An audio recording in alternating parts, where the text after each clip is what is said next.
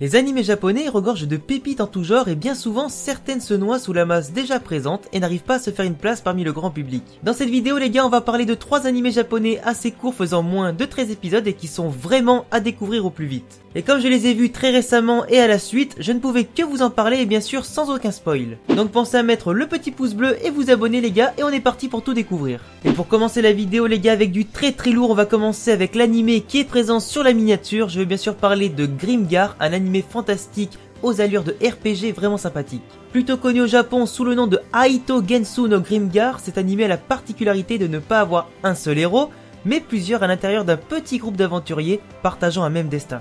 Nos héros se réveillent dans un monde qui n'est pas le leur, ils doivent se battre chaque jour pour leur survie tout en acquérant de l'expérience et de quoi se nourrir. Les aventuriers ne se rappellent absolument pas de leur vie antérieure à part leur nom et leur prénom, ils doivent tous s'entraider un maximum pour survivre sereinement dans un monde qui leur est bien hostile. Pour cela, ils se réunissent en groupe en occupant les habitations des quartiers basiques pour se loger et rejoignent individuellement une guilde afin d'apprendre un métier comme les mages, le voleur ou encore les guerriers et d'autres classes dignes des RPG. Ils affronteront au cours de leurs aventures toutes sortes de créatures afin de récupérer de l'expérience et des butins pouvant être revendus à bon prix et pour avoir ensuite un peu d'argent pour gagner sa vie. Et dans ce monde, nous suivrons bien sûr l'histoire de Manato, de Haruhiro, de Yume, de Moguzo, de Shioru et de Ranta qui décident de rester groupés afin d'évoluer à leur rythme. Mais comme vous l'aurez deviné, ce monde leur réserve quand même bien des surprises, assez bonnes comme mauvaises. Je vous laisse découvrir tout ça dans cette formidable histoire de 12 petits épisodes. Passons maintenant à celui que vous connaissez sûrement tous car il a su se démarquer des autres durant l'été 2017, je veux bien sûr parler de Made in Abyss. Cet animé comporte actuellement 13 épisodes dans la saison 1 pour recouvrir à peu près les 3 premiers tomes du manga et la saison 2 a été annoncée et est actuellement en préparation pour couvrir le reste du manga qui d'ailleurs n'est toujours pas terminé. L'histoire se concentre autour de Riko, une jeune fille orpheline vivant dans un orphelinat avec tous ses camarades dans la ville de Horse. Cette ville se trouve sur une île isolée et construite autour d'un abysse sans fond. Cet abysse a d'ailleurs été creusé de façon magique ou plutôt naturelle depuis des milliers d'années et abriterait des trésors d'une valeur inestimable.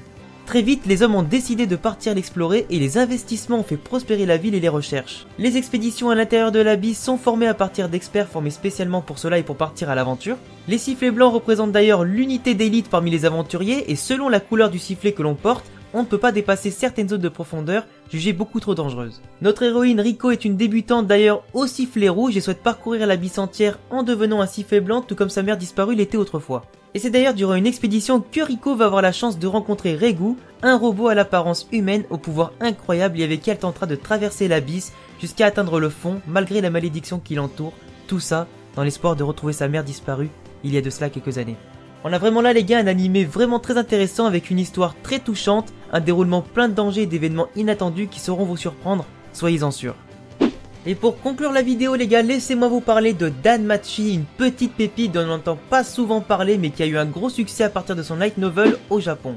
Avec 9 volumes et actuellement 12 épisodes en attendant une probable saison 2 à venir, nous suivons l'histoire de Belle Cranel dans le monde d'Orario, la cité des dieux et des déesses. Ce monde fantastique et fantaisiste mélange toutes sortes de mythologies et mystères du monde afin d'attirer la curiosité du jeune public et des aventuriers les plus courageux. Et justement, Belle souhaite devenir un aventurier renommé et pour cela il doit réussir à traverser tous les donjons du fameux labyrinthe d'Orario, réputé comme très dangereux et seulement à la portée de l'élite aventurière. Chaque aventurier appartient à une guilde ou plutôt une familia dirigée par une déesse. Chaque déesse peut ensuite exercer une bénédiction sur son protégé souhaitant traverser le labyrinthe et se charge ensuite de vérifier ses statistiques qui pourront augmenter grâce à l'expérience accumulée durant ces combats. Mais bien sûr, qui dit rêve impossible et grand danger dit forcément grands obstacles et le chemin sera bien sûr très long pour que Belle puisse atteindre son rêve, mais c'est surtout quand il va rencontrer une femme bien mystérieuse et très puissante que son destin va basculer.